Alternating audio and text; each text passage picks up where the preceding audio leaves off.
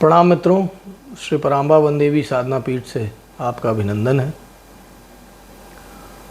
आज नवग्रहों के बारे में कुछ चर्चा करते हैं।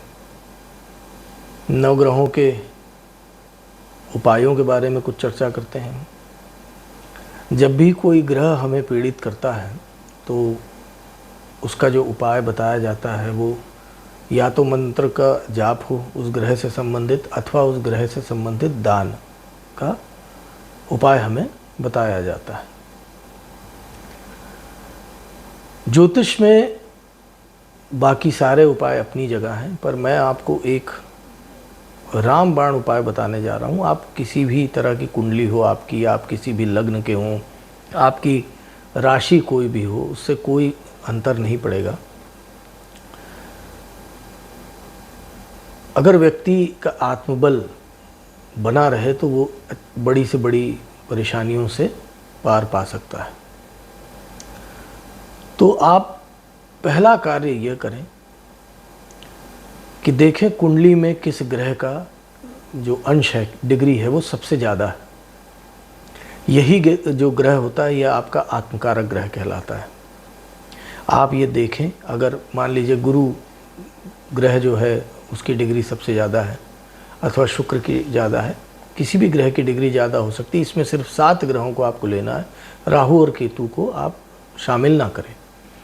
तो 7 ग्रहों में आप देखिए किसकी डिग्री सबसे ज़्यादा है और उस ग्रह का या तो तांत्रोक्त मंत्र या वेदोक्त मंत्र अथवा पौराणिक मंत्र, इन तीनों में से कोई भी मंत्र का आप आश्रय ले लीजिए और प्रयास करिए कि रात्रि सोने से पूर्व आप अपने आत्मकारक ग्रह के मंत्र का जाप अवश्य करें।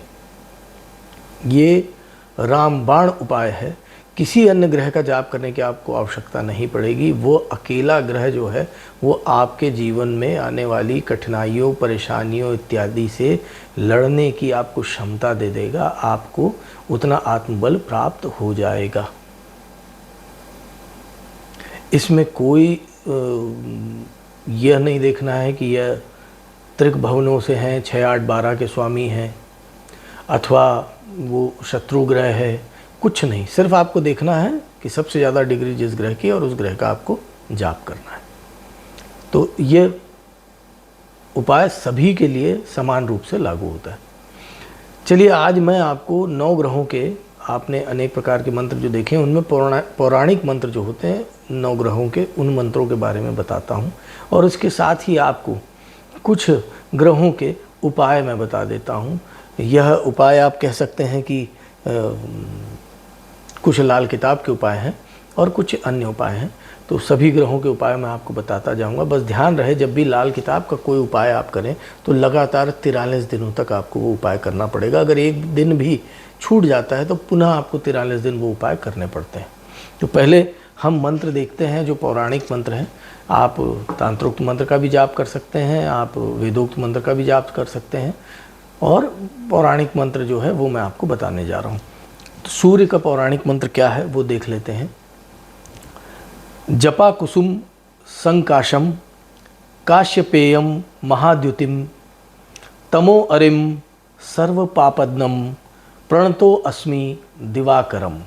यह सूर्य का पौराणिक मंत्र है। इससे आप सूर्य का पंचोपचार पूजन कर सकते हैं, उन्हें अर्घ्य दे सकते हैं और उनका, इस मंत्र का आप जाप भी कर सकते हैं।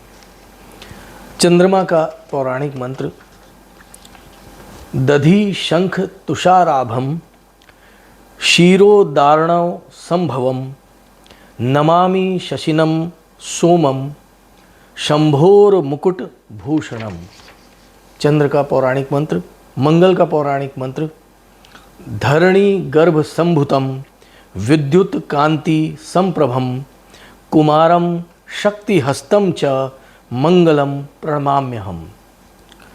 बुध ग्रह का पौराणिक मंत्र प्रियंगु कलिका श्यामम रूपेणा प्रतिमं बुधम सौम्यम सौम्य गुणोपेतम तम बुधम प्रणमाम्यहम। बृहस्पति यानी गुरु का पौराणिक मंत्र देवानां च ऋषीणां च गुरुम कांचन सन्निभम बुद्धिभूतम त्रिलोकेशम तम नमामि बृहस्पतिम। यह बृहस्पति का पौराणिक मंत्र, शुक्र का पौराणिक मंत्र। हिमकुंद मृणालाभम दैत्यानाम परम गुरुम सर्वशास्त्र प्रवक्तारम भार्गवम प्रणमाम्यहम। शनि का पौराणिक मंत्र जिसका आप आश्रय लेते रहे हैं, बहुत सामान्य मतलब बहुत प्रचलित मंत्र है। नीलांजन समाभासम रविपुत्रम यमाग्रजम छाया मार्तंड संभुतम तम नमामि शनैश्चरम। राहु ग्रह का पौराणिक मंत्र अर्धकायम महावीर्यम चंद्रादित्य विमर्दनम सिंहिका गर्भ संभुतम तम राहुम प्रणमाम्यहम। केतु ग्रह का पौराणिक मंत्र पलाश पुष्प संकाशम तारका ग्रह मस्तकम रौद्रम रौद्रात्मकम घोरम तम केतुम प्रणमाम्यहम। यह पौराणिक मंत्र हैं इन नवग्रहों के।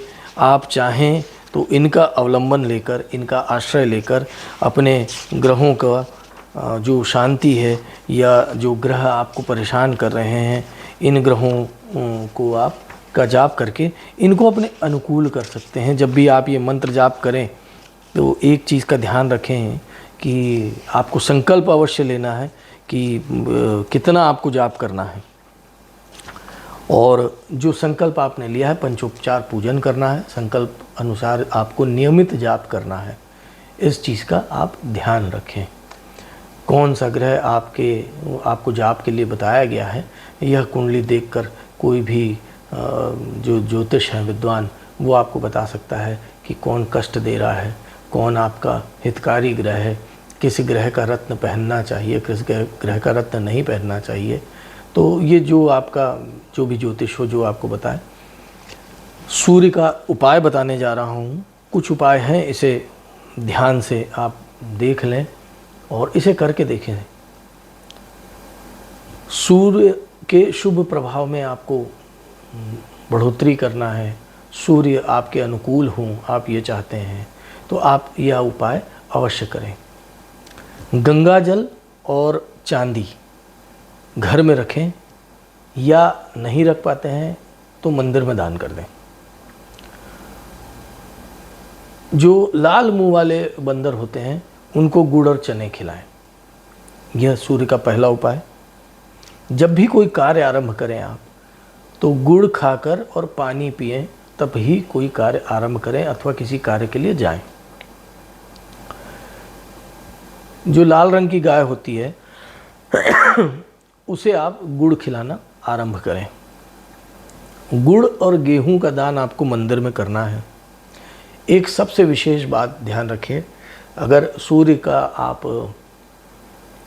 लाभ लेना चाहते हैं, सूर्य अगर आपके अनुकूल नहीं है मान लीजिए, तो भूल कर भी दक्षिणमुखी घर में निवास ना करें और दक्षिणमुखी घर का निर्माण ना करें आप, अगर आपका सूर्य अनुकूल नहीं है। सूर्य अगर पीड़ा दे रहा हो तो आग को कुछ कोयले जला लें और उसे दूध से बुझाएं, दूध के छींटे मारकर उसे बुझाएं। भूमि पर चांदी का चौकोर जो टुकड़ा है वो दबाएं। और ध्यान रहे, ये जो मैंने उपाय बताया आग को दूध से बुझाने का, ये आपको 43 दिन करना है। जो मैंने आपसे कहा है कि काली गाय को लाल गाय को जो आपको खिलाना है और जो लाल मुंह के बंदरों को खिलाना है, यह जो उपाय है ये कम से कम 43 दिन आपको अवश्य करना है। सूर्य जब पीड़ित होते हैं तो नेत्र दोष कभी दे देते हैं कि बहुत ज़्यादा पीड़ित होते हैं तो बहुत ज़्यादा नेत्र में दिक्कत आती है, तो निर्धन बच्चों की सहायता करें आप, और अपनी माता और जो घर की बुजुर्ग और महिला हो, दादी हो, नानी हो, इनका आशीर्वाद लेते रहें। और नेत्रहीनों को भोजन अवश्य दें, इससे सूर्य प्रसन्न होते हैं, सूर्य अनुकूल होते हैं। चंद्रमा के लिए आपको उपाय बता देता हूँ कि औषधि का दान आपको करना है।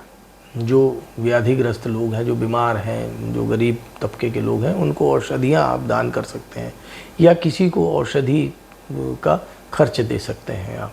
आप चाहें तो किसी चैरिटेबल हॉस्पिटल में भी दान कर सकते हैं कि ये गरीब लोगों के काम आए। तो मूल विचार इस उपाय के पीछे यह है कि आपको बीमार व्यक्तियों की, निर्धन जो लोग हैं, उनकी सहायता करनी है। कहीं कोई कुआं दिख जाए, कोई बावली दिख जाए पुरानी, जिसको मरम्मत की आवश्यकता है, मंदिरों में अक्सर होती है, उसके लिए आप दान करें, उसको सुधरवाने के लिए। और ये दान पैसे पे ना हो कि सामग्री के तौर पे हो, जो सामग्री उस पर लगनी है। तालाब अगर कोई है तो तालाब को, जो तालाब का जीर्णोद्धार वगैरह है, तो उस पर सामग्री का दान कर दें। भिक्षुकों को तांबे का पात्र दें और भैरव जी के मंदिर में दूध का दान करें। भैरव जी के मंदिर में जो दूध का दान आप करेंगे वो 43 दिन लगातार आपको करना होगा। जब भी आपको मौका मिले कि आप किसी नदी को पार कर रहे हैं, अथवा किसी तालाब के किनारे से गुजर रहे हैं, अथवा कुएं के किनारे से गुजर रहे हैं, अब तो कुएं दिखते नहीं, अगर मिल जाए तो बहुत उत्तम है, तो उसमें एक सिक्का डाल दीजिए जब भी आपको मौका मिले। सोमवार के दिन आप सफ़ेद कपड़े में मिश्री अथवा खांड, जिसको बोलते हैं देशी शक्कर, वो बांध के प्रवाहित कर दें। मोती चांदी में धारण करें। मोती निर्दोष रत्न है, नुकसान नहीं करता है, पर कितना पहनना है ये अपने कितने रत्ती का, कितना बड़ा मोती, कितना कैसा, ये अपने ज्योतिष से पूछ के आप धारण करेंगे। और जो इस चारपाई पे या पलंग पे सोते हैं, उसके चारों जो पाए हैं उसमें एक तांबे का कील बनवा के चारों पाए में तांबे की कील ठुकवा लें। चंद्रमा आपका अनुकूल हो जाएगा। चंद्रमा अपना दुष्प्रभाव जो है वह नहीं देगा आपको। जब भी कोई कार्य आरंभ करें तो जल पीकर, पानी पीकर कार्य आरंभ करना है आपको। और ध्यान रहे, अगर आपने कोई बोरिंग करवाई है अपने यहाँ या कुआं है आपके यहाँ, तो उसको ढाकिए मत, खुला रखिए। मतलब छत उसके ऊपर नहीं होनी चाहिए कोई, तो चंद्रमा आपके अनुकूल हो जाएगा। जब भी अवसर मिले जल सेवा अवश्य करें। श्मशान में अगर जल सेवा कर सकते हैं तो बहुत अच्छा है कि जल मान लीजिए प्याऊ पहले लगाया जाता था, प्याऊ नहीं तो आजकल तो वाटर फिल्टर आ गए हैं, ठंडे पानी की व्यवस्था है, तो अगर हो सके तो वो लगवा दें। अगर वो नहीं भी कर सकते हैं तो आप साधारण तौर पे जल का दान कर सकते हैं शमशान में, अथवा चिकित्सालय में, कोई चैरिटेबल हॉस्पिटल में आप लगवा दें। महीने में एक आध बार ये कार्य भी आप कर सकते हैं। और एक सबसे महत्वपूर्ण बात ध्यान रखें, चंद्रमा अगर आपका खराब है तो दूध और चावल का दान एक साथ ना करें, कभी खीर का दान ना करें आप, ये ध्यान रखिए। प्रयास करें कि रात्रि को आप दूध का सेवन ना करें, यह सावधानी रखें। अगर चंद्र आपका दूषित है, चंद्र आपका शत्रु है, चंद्र आपको कष्ट दे रहा, पीड़ा दे रहा है तो ठीक। मंगल के प्रभाव में हम शुभता में वृद्धि लाने, उसको अपने अनुकूल करने क्या कर सकते हैं। मंगल का सब सर्वोत्तम उपाय हनुमान जी की सेवा, हनुमान जी की पूजा। हनुमान जी को सिंदूर चढ़ाइए, उनको भोग लगाइए गुड़ चने का, लड्डू का। एक लाल रंग का वस्त्र हमेशा अपने पास रखिए, अपने जेब में एक छोटा सा टुकड़ा आप रख सकते हैं।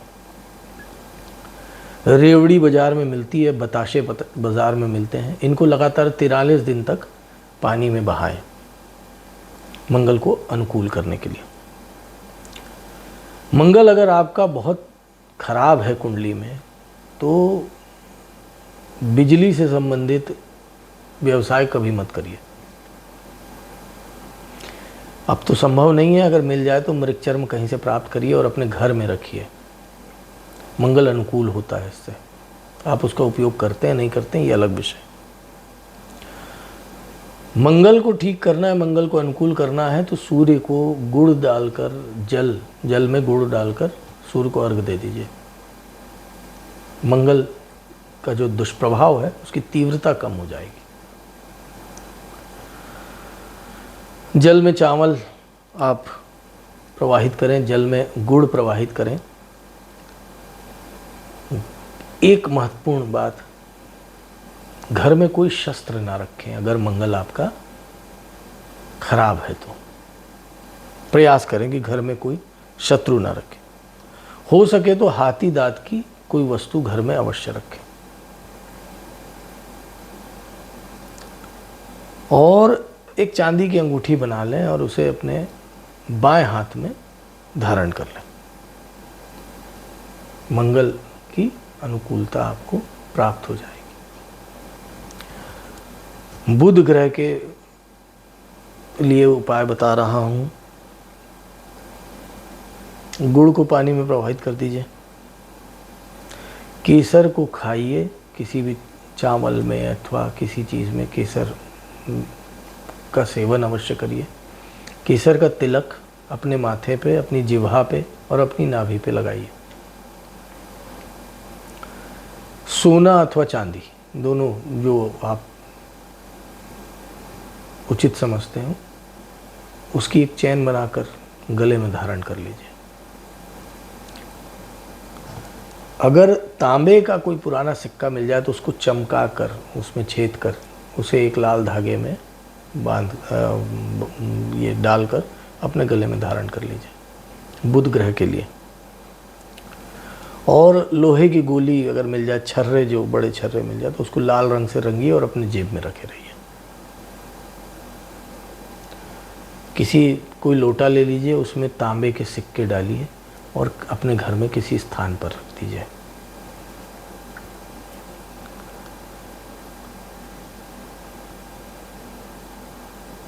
मूंग रात्रि में भिगाइए और सुबह पक्षियों को डालिए। और एक उपाय बता रहा हूं, पलाश के पत्ते लीजिए, उसे दूध से धो लीजिए और उसको पृथ्वी में दबाइए। फिटकरी लीजिए और फिटकरी से दांतों को साफ करिए। फिटकरी को आप तवे में गर्म करिए, फिटकरी का फूला जिसे कहते हैं, फिटकरी फूल जाएगी और उसका पाउडर बना लीजिए और उससे आप अपने दांतों को साफ करिए। लाल किताब का उपाय है। मूंग की दाल कभी भी साबुत आपको नहीं खानी है। हमेशा धुली हुई मूंग की दाल जिसके दाने अलग अलग होते हैं वो उसका सेवन करिए। छिलके वाली मूंग की दाल हो तो साबुत वाली आप नहीं खाएंगे, इसका ध्यान रखिए। गणेश जी का पूजन, गणेश जी को दुर्वा का अर्पण बुध ग्रह को सर्वाधिक प्रसन्न करता है। घर की जो छोटी बच्चियां होती हैं उनको प्रसन्न रखिए। आस पड़ोस की जो बच्चियां उनको चॉकलेट, टॉफ़ी इत्यादि देते रहें, है ना, वो प्रसन्न रहें तो बुध ग्रह प्रसन्न रहता है। बृहस्पति का उपाय, चने की दाल पीले वस्त्र में बांधिए और मंदिर में दान करिए। लगातार 43 दिन एक मुट्ठी दाल ले लीजिए, 43 दिन तक के दान करिए। हल्दी या केसर का तिलक माथे पे, जिह्वा पे और नाभि पे आपको लगाना है।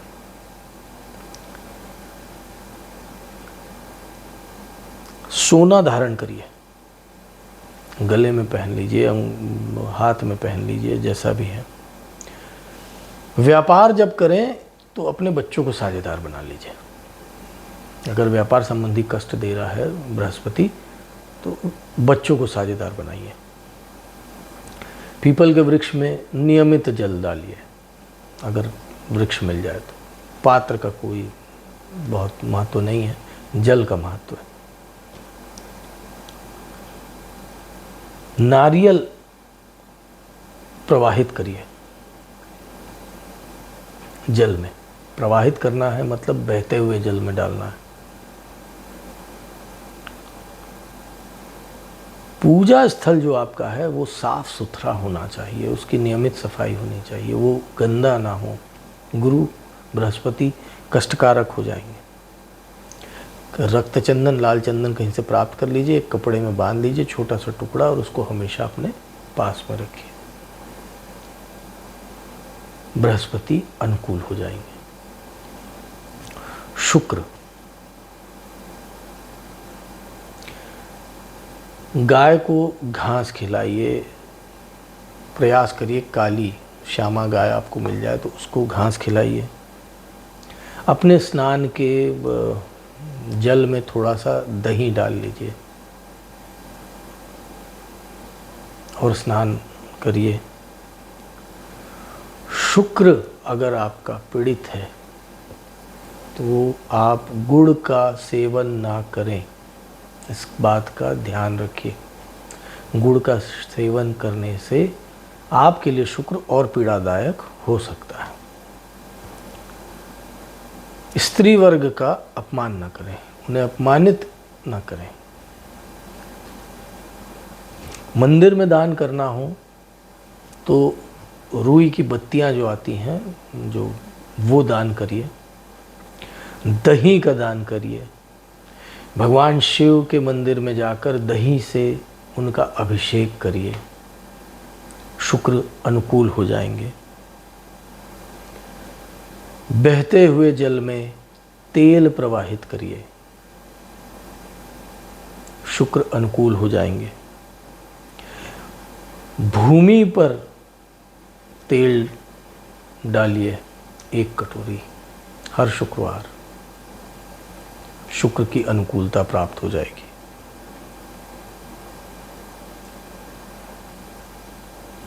विवाह जो हो आपका वो विधिवत होना चाहिए। जो भी आपकी रीति अनुसार विवाह होता है उस रीति अनुसार ही विवाह संपन्न करिए, इस बात का ध्यान रखिए। और सबसे महत्वपूर्ण बात, सुगंध का उपयोग करिए। अगर शुक्र प्रतिकूल हैं तो सुगंध अपनी कलाई में अवश्य इत्र लगाइए।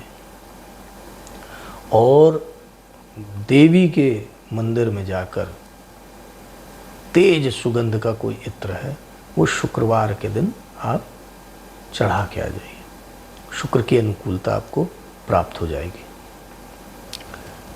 शनि की प्रतिकूलता में 43 दिन तक अगर ये उपाय कर सकते हैं तो सर्वोत्तम उपाय है लाल किताब का 10 नेत्रहीनों को आपको भोजन कराना है। यह अगर उपाय आप कर सकते हैं तो सर्वोत्तम उपाय है। शनि प्रतिकूल हो तो कभी असत्य ना बोलें, झूठी गवाही ना दें,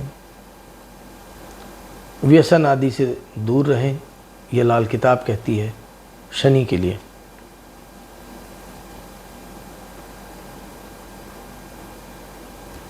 वटवृक्ष की जो जड़ होती है उसको दूध से सींचे, जल की जगह दूध से सींच दें उसे शनिवार को, और वहाँ की मिट्टी को उठाकर उससे तिलक करें। शनि की अनुकूलता आपको प्राप्त हो जाएगी। कहीं से एक सुरमा प्राप्त करिए, डली वाला सुरमा, और उसे भूमि पे गाड़िए। सुरमे से एक बात ध्यान आ गई, एक मैं उपाय बता देता हूँ। 5 ग्राम, कम से कम 5 ग्राम का अगर टुकड़ा मिल जाए सुरमे का तो वो लीजिए और भूमि पे गाड़ दीजिए। यह जो है ये शनि का तो उपाय है, पर अगर आप संकल्प करके इस कार्य को करते हैं तो एक और कार्य आपका होता है। अगर आप चाहते हैं कि आपका तबादला हो जाए अथवा प्रमोशन हो जाए तो 5 ग्राम का टुकड़ा भूमि पे खोद के उसको गाड़ दीजिए, और जो जिस औजार से आपने भूमि खोदी है उस औजार को वहीं छोड़ दीजिए। ये शनि के उपाय के साथ एक और ये उपाय है जिससे ये कार्य होता है, पर संकल्प उसमें इस तरीके का होगा। काला उड़द, काला वस्त्र, लोहा, सिगड़ी अंगीठी जिसे हम कहते हैं, या चिमटा, कोई साधु महात्मा मिल जाए उसे दान कर दीजिए। शनि तत्काल अनुकूल हो जाएंगे, उनकी प्रतिकूलता में कमी आ जाएगी। नारियल या बादाम 43 दिन तक के आपको प्रवाहित करना है बहते जल में।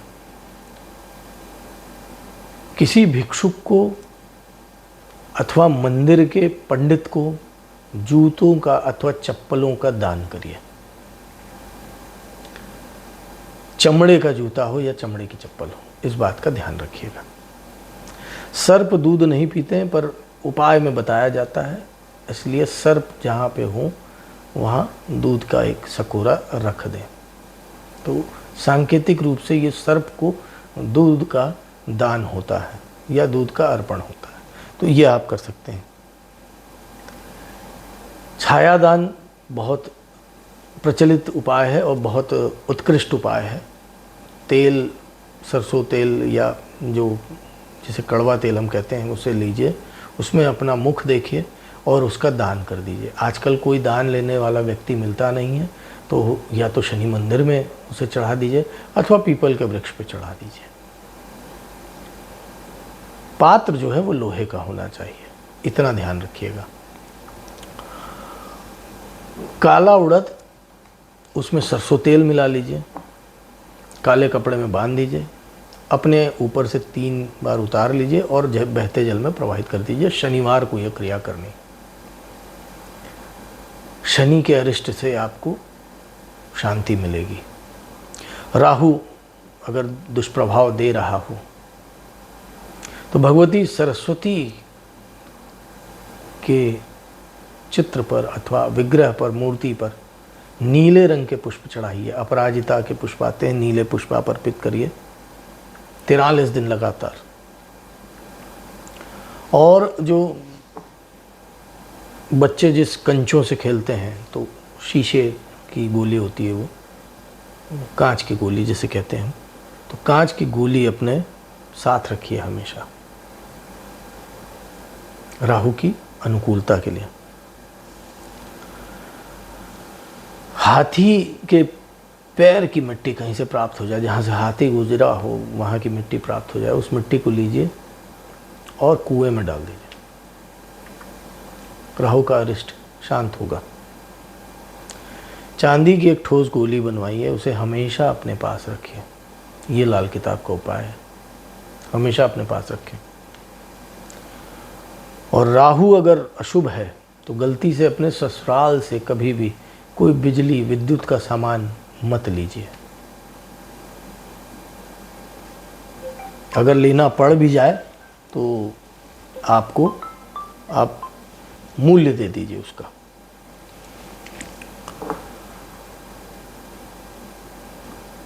रसोई घर में बैठकर खाना खाइए और अपने आय का कुछ हिस्सा अपनी बहनों को देते रहिए, राहु अनुकूल हो जाएगा। अगर प्रतिकूल है तो तीव्रता में कमी आ जाएगी। केतु ग्रह के लिए बताने जा रहा हूं आपको। मंदिर में केले दान करिए। सफ़ेद तिल और काला तिल मिला लीजिए और उसको प्रवाहित करिए 43 दिन तक लगातार। मंदिर में लगातार 43 दिन केले का दान करिए।